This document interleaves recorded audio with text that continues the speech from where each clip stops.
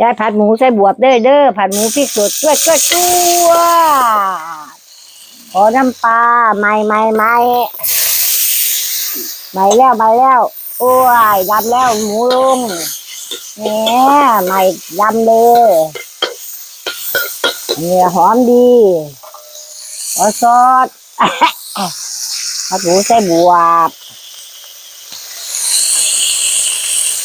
เดี๋ยวขวาจักก็จะเอาผักใส่โอ้ขอน้ำเยอะสักหน่อยเด้อมันใหม่ชั่วได้น้อยกับพ่อใส่ผงชูรสลงไปก่อนใส่รสดี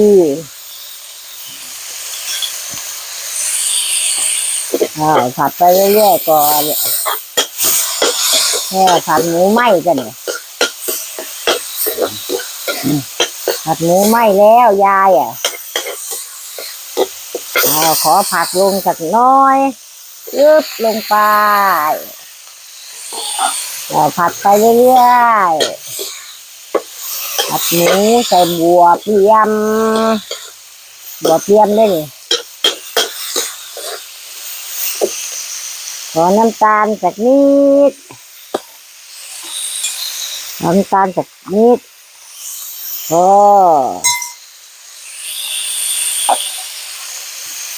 ผัดไปเรื่อยก่อน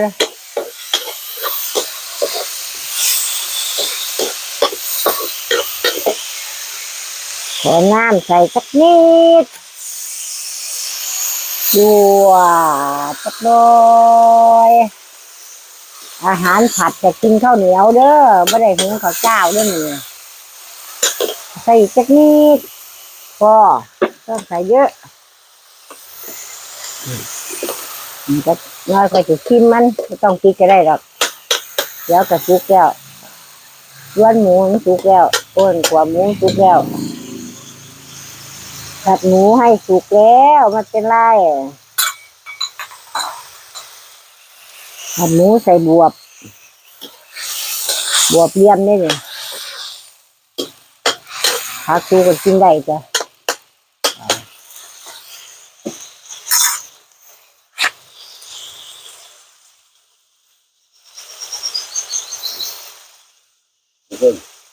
เล็กน้อยค่อยเอา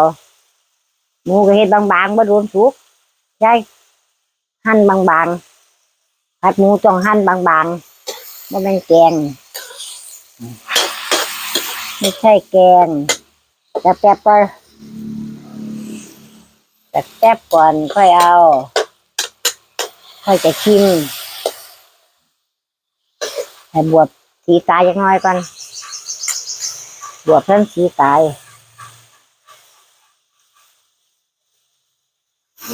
คุณดิตัวกันเรื่องเดี๋ยวยายขอชิมในเด้ออีกหรือจาน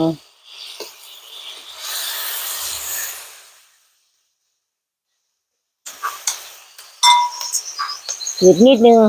ขอน้ำปลาเนี่ยอีกนิดขอผงนิดนึงไม่ทันว่าเป็นไหน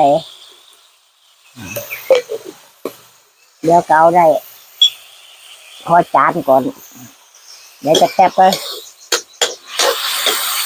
บวบ